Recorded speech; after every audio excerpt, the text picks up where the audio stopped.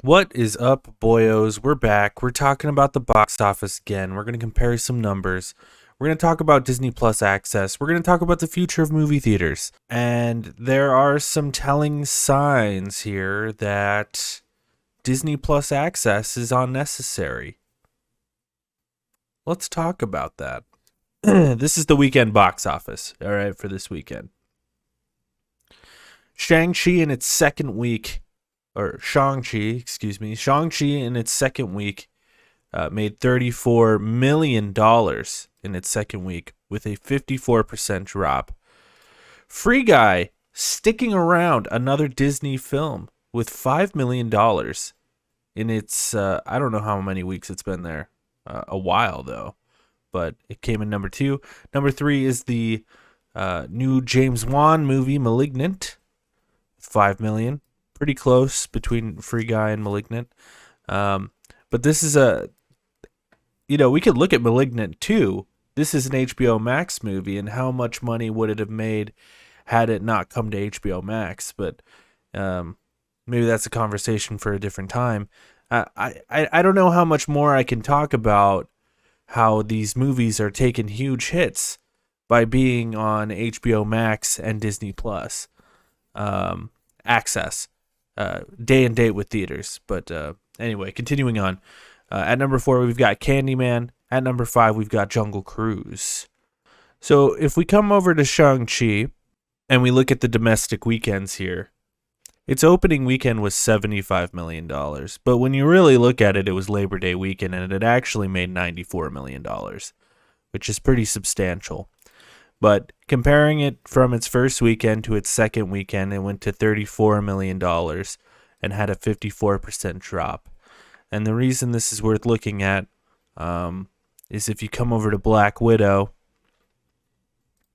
domestic weekends, $80 million opening weekend, which is a higher first weekend than, if we go back to Shang-Chi, than Shang-Chi's first weekend. But its second weekend was $25 million. That's a 67% drop. Shang-Chi made more than Black Widow in its second weekend by $10 million. We'll keep tracking this as it goes along, because I feel like Shang-Chi will probably have some more staying power. We'll see if it has more than, $11 million or whatever. But it's kind of something to think about, you know what I mean?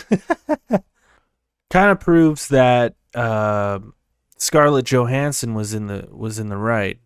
Yeah, because if you look here, Scarlett Johansson wants $100 million from Disney for Black Widow, and her point is that it coming out day and date on Disney Plus made the movie do much worse. I think it probably would have made more opening weekend. It probably would have made more than this $80 million. Plus, its recurring weekends, it would have made more as well. And she was only making money off of the box office. Who knows how much that Disney made off of the Disney premiere? She gets no cut of that. So I think she's in the right. And the Russo brothers are talking about how they're probably done with Marvel due to this. The Russo brothers, of course, did the Infinity War saga movies. This comes from Game Rant right here. The Russo brothers, who were the masterminds behind Avengers Infinity War and Endgame, were expected to return to the franchise for another big project. However, those talks have now hit an impasse after the brothers expressed concerns about Disney potentially pulling the same trick that they pulled on Johansson with Black Widow. According to the Wall Street Journal, sources close to the Russos claimed that the brothers are worried their hypothetical movie will be given a split release just like Black Widow, resulting in lesser take-home pay for them. That said, the major difference between the Russos and Johansson is that they still have much more to offer the franchise than Johansson, who has pretty much exhausted her Marvel tenure. Okay. Thanks to the success of Shang-Chi, this comes from CNBC. Disney's remaining 2021 films will all have exclusive theatrical releases.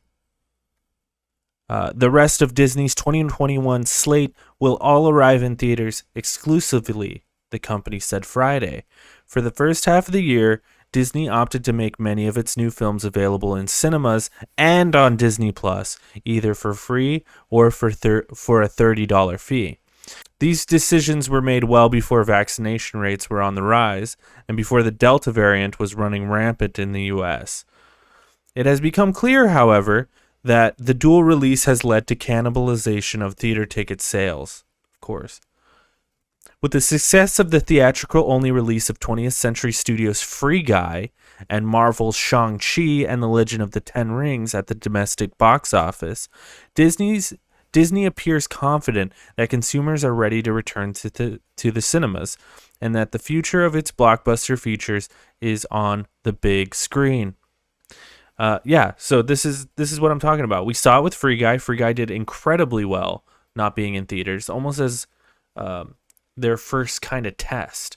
And this is a movie that I had no anticipation of Free Guy making any sort of money. Like, let's pull up Free Guy's box office here. If we look at Free Guy's weekends, it's absolutely insane.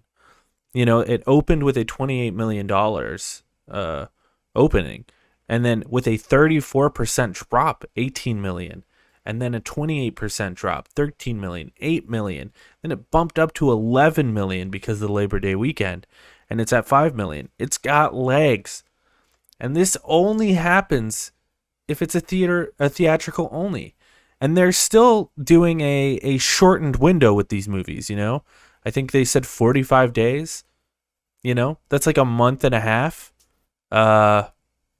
It's you know, it's not very long that it's a theatrical only. It lets your movie stay in the zeitgeist for a while. It allows the movie to make money for a while. It allows your stars who have points on the movie, like Scarlett Johansson, who was a producer on Black Widow, to actually make her money. There's no way to track the numbers on Disney Premier Access, Disney Plus Premier Access, or HBO Max. You know, there's no way to track these numbers. That's why theatrical is great. The other great thing about theatrical is just the experience of seeing a movie in theaters. And this is what's the most important to me personally, because I don't give a fuck if Scarlett Johansson gets $1 million. I just want people to see these movies in theaters. I ended up seeing Shang Chi with my dad. The only way to see this movie is in theaters. And I think if we watched it at home, he would have, been on his phone, doing whatever he's doing. But since we had to see it in theaters, he was totally engulfed in it. Totally lost himself in the theaters. We had a great discussion about it afterwards. This is a guy who doesn't really care about movies. And that's what I'm saying is, like, you don't know you want that theater experience until you have that theater experience. And these movie companies should be pushing that because they should be wanting you to have that theater experience. It's for the benefit of the product, if you want to look at it like that. And like I've said in every other video, COVID is still a thing. And it's something we have to think about. And that's why I was okay with Disney Plus Access at first. I was okay with HBO Max. Now I'm to the point where get fucking vaccinated, go see a movie. And if you don't feel comfortable going to the movies, it'll be out on digital, in a month and a half. So you'll be able to watch it then. That's it. That's just kind of my thoughts on it, dudes. Anyway, thanks for watching. We'll keep an eye on Shang-Chi and see how it's doing in the box office and all that stuff. Make sure you check out all the other stuff on the channel. I appreciate you. Leave some comments. I'd love to know what you guys think. I love having the conversations in the comments. So let me know. Thanks, guys.